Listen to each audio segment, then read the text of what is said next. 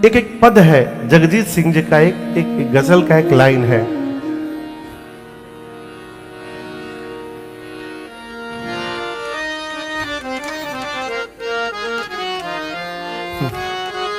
एक लाइन में सुनाता हूं। गांठ अगर पड़ जाए तो फिर रिश्ते हो या डोर। गांठ समझ रहे हैं ना? गांठ अगर पड़ जाए तो फिर रिश्ते हो या डोर। लाख करो कोशिश खुलने में वक्त तो लगता है।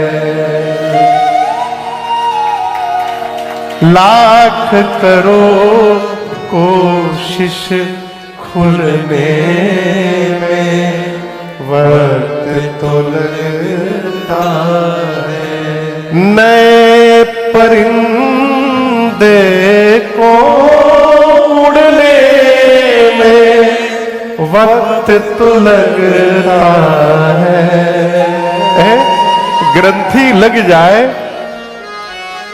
कई लोग कई जीवन में इस ग्रंथि को खोल नहीं पाते हैं।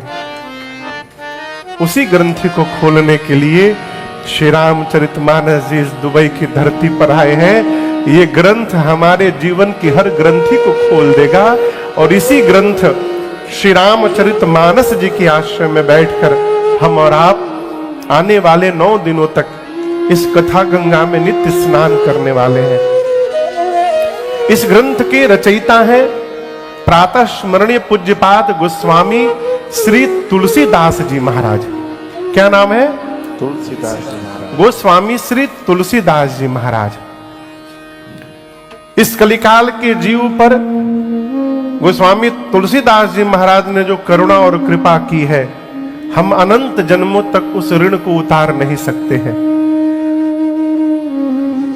भक्तमाल के टीकाकार कहते हैं पूज्य नाभादास जी महाराज, कलिकुटिल जीव निस्तार हित बाल्मीक तुलसी भयो। कलयुग के जीव का उद्धार करने के लिए साक्षात स्वयं आदि कवि बाबा वाल्मीकि जी ही गोस्वामी तुलसीदास जी के रूप में अवतार लिए। गोस्वामी जी वाल्मीकि जी के अवतार है, नाभादास जी महाराज कहते हैं। गोस्वामी तुलसीदास जी महाराज ने इस मानस की रचना की और दर्शन करिए इस ग्रंथ को लिखने वाले गोस्वामी जी, आपको सुनकर आश्चर्य होगा। दुनिया की, मैंने बहुत पहले एक रिपोर्ट पढ़ा, हो सकता है वर्तमान में चेंज हो गया हो, दुनिया में सबसे अधिक एम्प्लॉय यदि किसी कंपनी में है तो वह है इंडियन रेलवे। अभी पता नहीं वर्तमान में कौन है, मुझे नहीं मालूम, अभी भी है। भारतीय रेलवे में जितने एम्प्लॉय हैं वर्ल्ड के किसी कंपनी में नहीं है। लेकिन हम आपसे एक बात बोले, इसको आज से भूल जाइएगा, दुनिया में सबसे अधिक एम्प्लॉय श्री रामचरितमानस की कंपनी में बैठे हैं। ये Shri Ramcharitmanas private limited firm है और जितने राम जी के भगत हैं, जो जो मानस की चौपाई को गा रहा है, सब इस कंपनी के एम्प्लॉय हैं। ये अलग बात है, डेजिग्नेशन सबका अलग अलग है, लेकिन सब इसी कंपनी के एम्प्लॉय हैं। ऐसे ग्रंथ को लिखने वाले गोस्वामी तुलसीदास जी कहते हैं, कविता विवेक एक नहीं मोरे, सत्य कहूं लिखी कागज कोरे। गोस्वामी जी कहते हैं कि मेरे भीतर कविता लिखने का विवेक तनिक भी नहीं है। भैया, कविता विवेक एक नहीं मोरे। और गोस्वामी जी कहते हैं विश्वास करिए, हम ब्लैंक पेपर पर साइन करने को तैयार हैं। सत्य कहूं लिखी कागज कोरे, कोरे कागज पर मैं लिख कर दे रहा हूं, आप इसकी नोटरी करा लीजिएगा। मैं कहता हूं मेरे भीतर कोई विवेक नहीं है कविता लिखने की। जहाज से कभी आप लोग नदी देखे हैं? कहिए, देखिए होंगे ना। नदी सीधी बहती है कि टेढ़ी मेढ़ी? सीधी क्यों नहीं बहती है?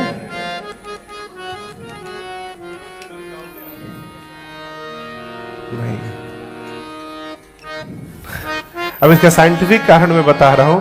नदी टेढ़ी मेढ़ी बहती है नॉर्थ पोल और साउथ पोल के अट्रैक्शन के कारण। जो अट्रैक्शन है नॉर्थ पोल और साउथ पोल का, उसके कारण नदी टेढ़ी मेढ़ी बहती है। गोस्वामी जी इसकी चर्चा भी किए हैं मानस जी में। छंद में आइए, बाबा कहते हैं मंगल, दोहा नंबर 10। हाँ, निकल गया? हाँ, निकालो। कहां है? हाँ ठीक है, हम समझे हमको पढ़ा रहे हैं। मंगल करनी कलिमाला हरनी, तुलसी कथा रघुनाथ। मंगल करनी कलिमाला हरनी, तुलसी कथा रघुनाथ। गति कूर कभी आसरित की, जो सरित पावन पाथरी। गति कूर कविता सरित की, जो सरित पावन पाथरी। प्रभु सुजस संगति भनीति भली, होई ही सुजन मन भावनी। प्रभु सुजस संगति भनीति भली, होई ही सुजन मन भावनी। भवअंग भूति मसान की, सुमिरत सुहावनी पावनी। भवअंग भूति मसान की, सुमिरत सुहावनी पावनी। भवअंग भूति मसान की, सुमिरत सुहावनी पावनी। भवअंग भूति मसान की, सुमिरत सुहावनी पावनी। सुमिरत सुहावनी पावनी। सुमिरत सुहावनी पावनी। एक एक शब्द पर ध्यान दीजिए। गोस्वामी जी कहते मैं जो कथा गाने जा रहा हूं, ये कथा करती क्या है? आज के अगर व्यापारिक दृष्टिकोण से कहा जाए तो हर कंपनी अपने प्रोडक्ट का बेनिफिट बताती है ऐड में। ये करिए तो ये लाभ मिलेगा, ये लगाइएगा ये लाभ मिलेगा, ये तेल लगाइएगा जिसका बाल नहीं है वहां भी निकल आएगा। कितने लोग का निकला वो भगवान जान रहे हैं लेकिन दावा सब करते हैं। गोस्वामी जी कह रहे मैंने जो ग्रंथ लिखा है ये करती क्या है? पहला काम मंगल करनी। ये कथा क्या करती है हेमंत बाबू? हाँ, मंगल करती है। और यहां दर्शन करिए, कली माला हरनी मंगल करती है। और कलयुग में जो विकार है हम लोगों के मन में, काम, क्रोध, मद, मोह, लोभ, मत्सर, इसका धीरे धीरे हरण करती है। और क्षमा करिएगा, आप में से ऐसा कोई नहीं है, इंक्लूडिंग मी, जिसके भीतर ये बीमारी नहीं है। कोई नहीं है। यदि कोई है तो उसके चरणों में मेरे सिर का बारंबार दंडवत प्रणाम है। लेकिन मैं जानता हूं कोई है वो नहीं।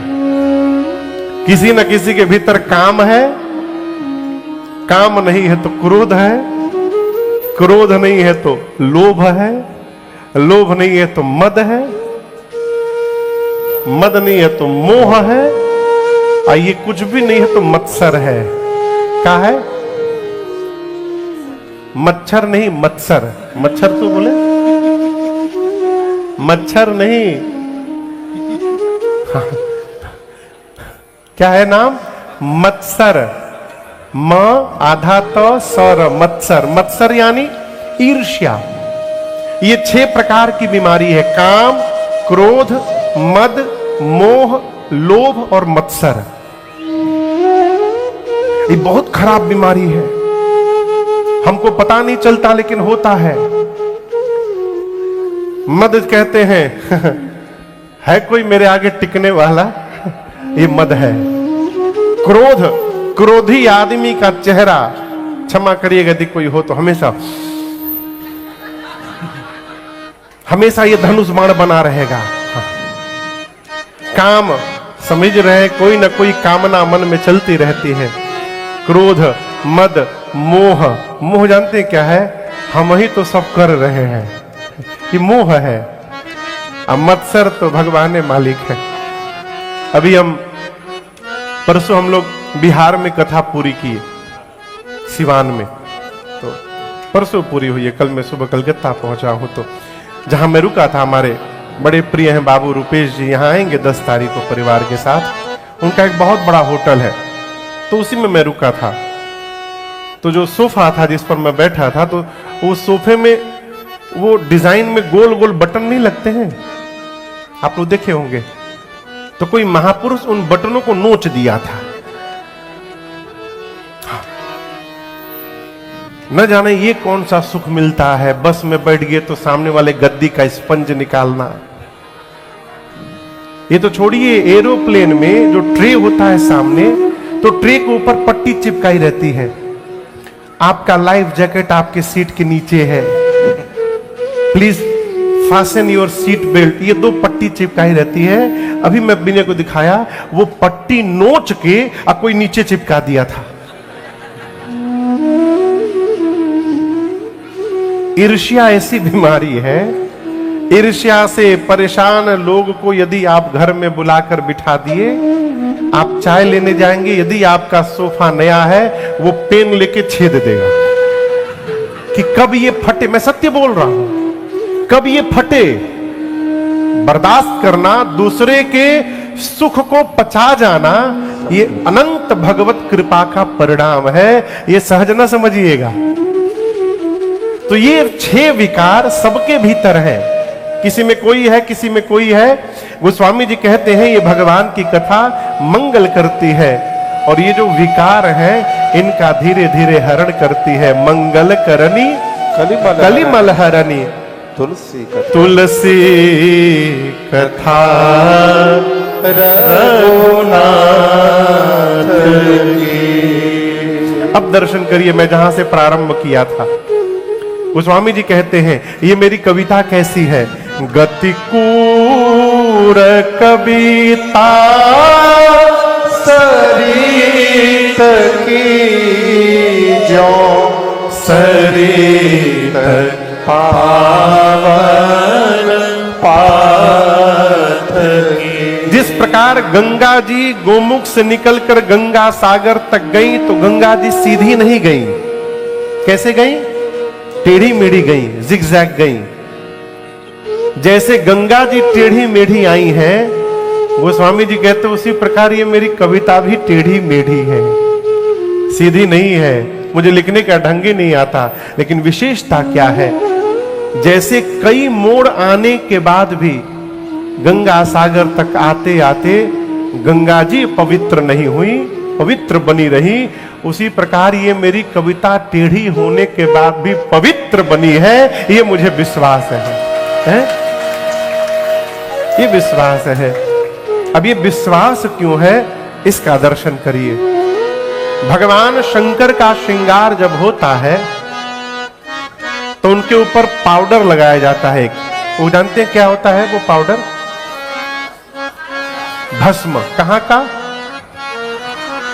श्मशान का। अच्छा आप बताइए, यदि ऐसे आपको श्मशान का भस्म लाकर दिया जाए तो आप छुएंगे? मैं पूछ रहा हूं। लोग बोलेंगे जल्दी भगाओ इसको घर से बाहर, दुष्ट श्मशान का राख लेके चला आया। अपवित्र मानी जाती है।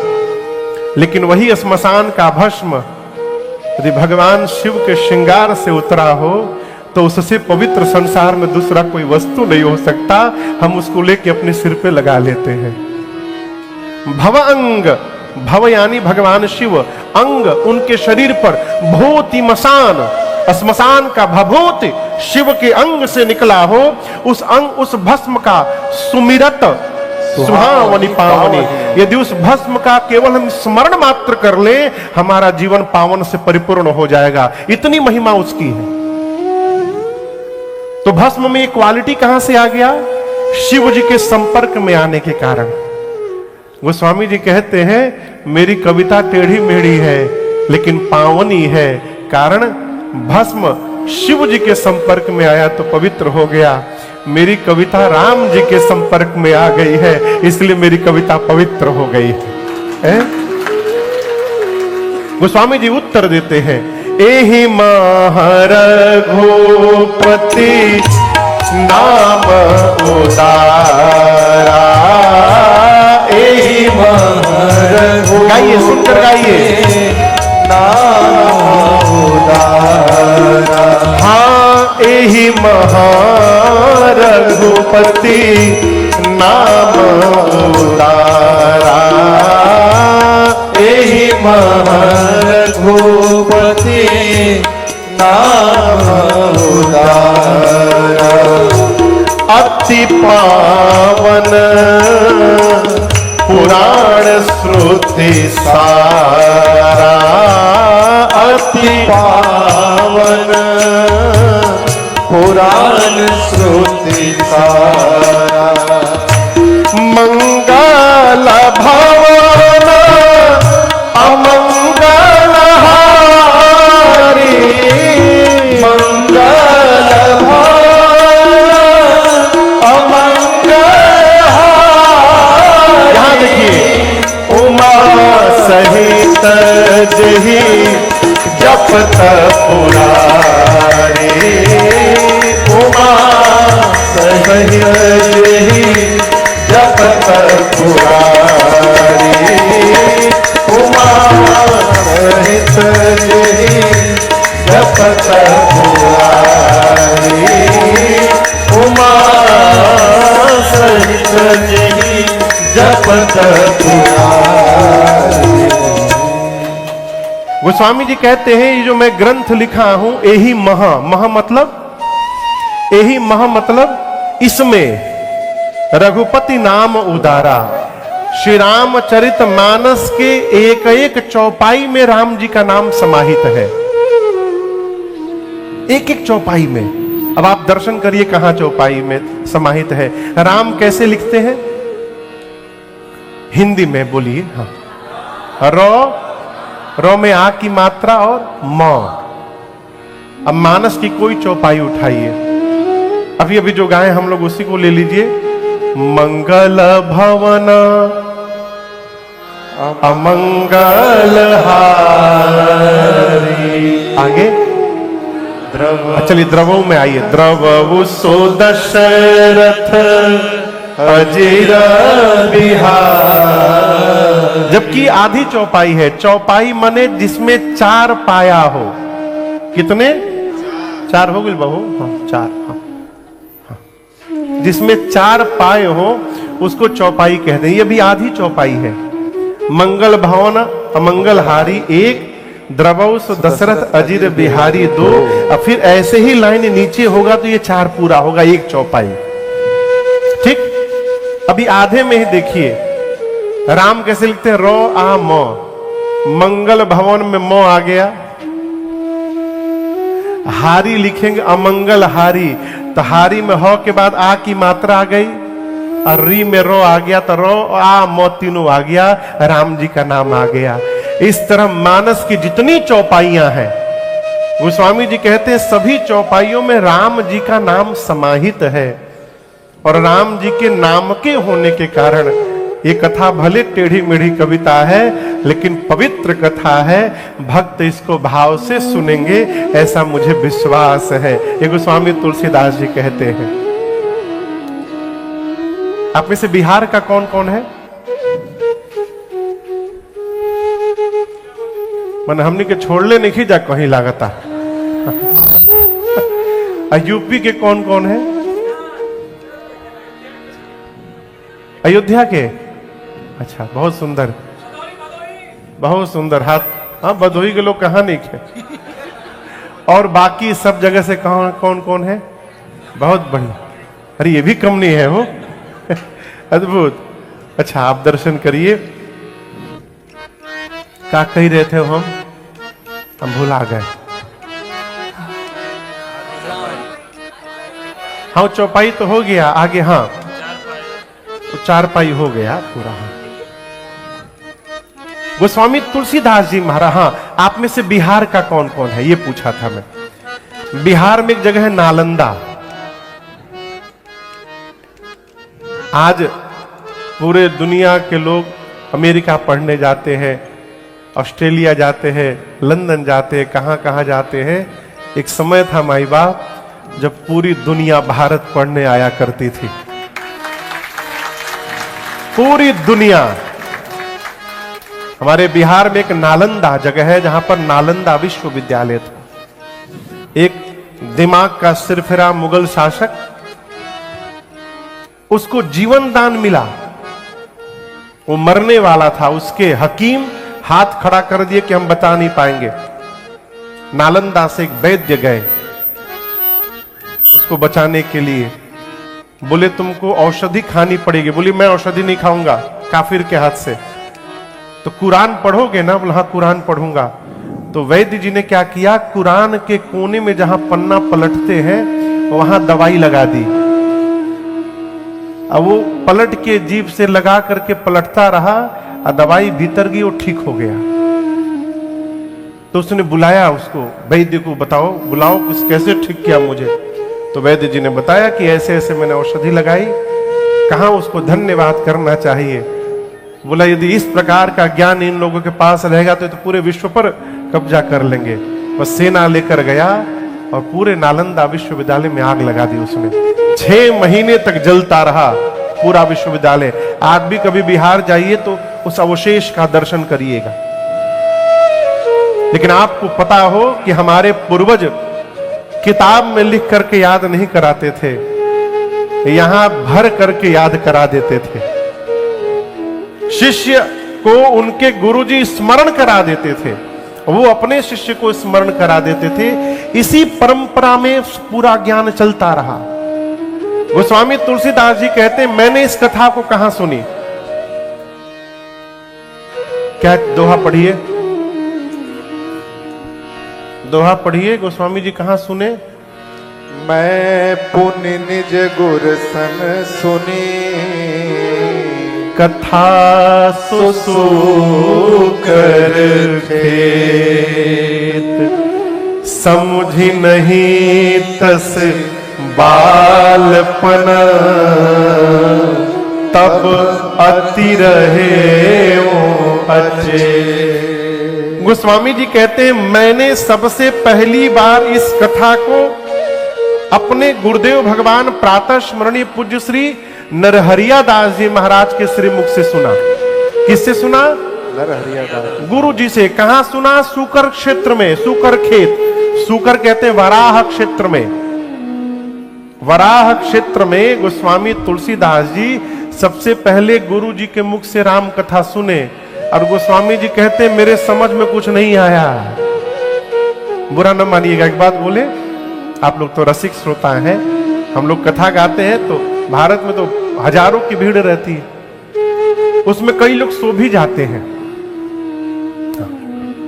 तो जो 4 घंटा कथा में सोया रहता है ना, उससे भी जब बाद में पूछा जाता है कि कैसा रहा, बोले दिव्य आनंद की वर्षा हुई। वो 4 घंटा सोया है, उसके बाद भी कहेगा दिव्य खूब वर्षा हुई आनंद की। क्या कहा महाराज ने? बड़ी ऊंची कथा सुनाए महाराज। क्या सुनाए?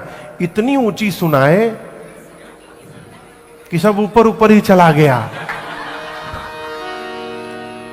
कहने का अर्थ है जो नहीं जान रहा है वो भी सर्टिफिकेट लेके घूम रहा है कि हम पीएचडी होल्डर है इसमें। और गोस्वामी तुलसीदास जी इस बात को स्वीकार करते हैं कि गुरु जी ने सुनाया, समुझी नहीं तस बालपन तब अति रहे अच्छे। मैं बालपने में था, मेरी उम्र कम थी, अचेतन अवस्था था, मन था, इसलिए गुरु जी सुनाए तो, लेकिन गोस्वामी जी एक्सेप्ट करते हैं कि मेरे समझ में कुछ नहीं आया। अच्छा, आपसे हम प्रश्न करें, आप अपने बेटे को पढ़ाने बैठे हैं, पूछो ना, आप कुछ उसको बता रहे हैं और उसके समझ में नहीं आ रही है, आप कितनी बार बताएंगे? कोई कुछ बोल ही नहीं रहा है। किसी ने हमको एक वीडियो दिखाया कि एक मां अपने बेटे को पढ़ा रही है, सत्य घटना है,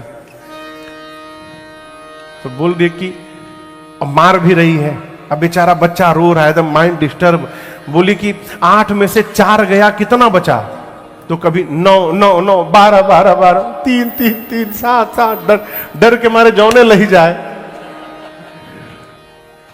मां उसको पूरा डांट रही है और बेचारा समझ ही नहीं पा रहा है। तब मां बोले, अच्छा छोड़ो, हम तुमको 8 रोटी दिए, ये भारी है ना, तुमसे एकदम इजी प्रश्न पूछ रहे हैं, तुमको हम 3 रोटी दिए और तीनों रोटी तुम खा गए, तो तुम्हारे पास क्या बचा? बोला सब्जी। मैं जब देखा तो इतना हंसा इस वीडियो को।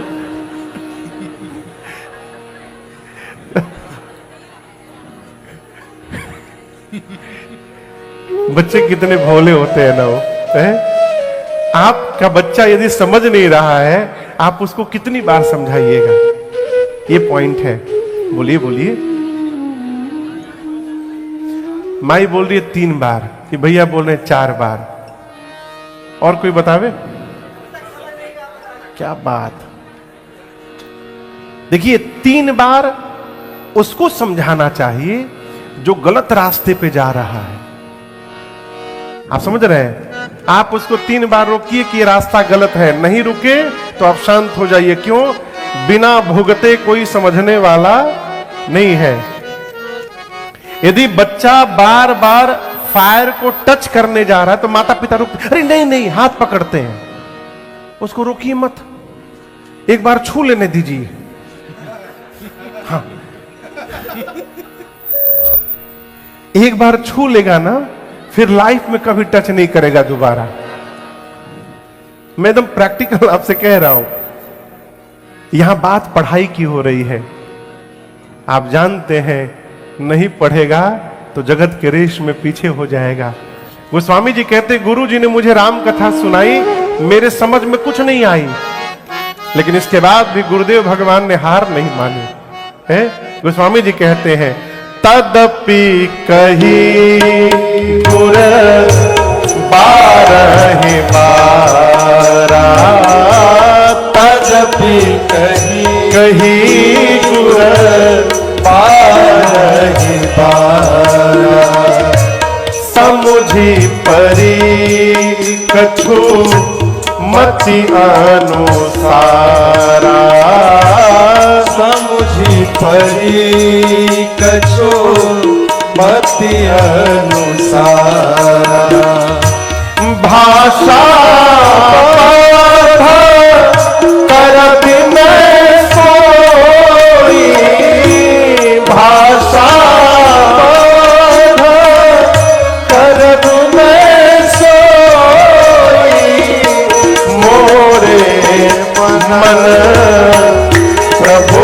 जेहि होई मोरे मन प्रबोध जेहि होई मोरे मन प्रबोध जेहि होई।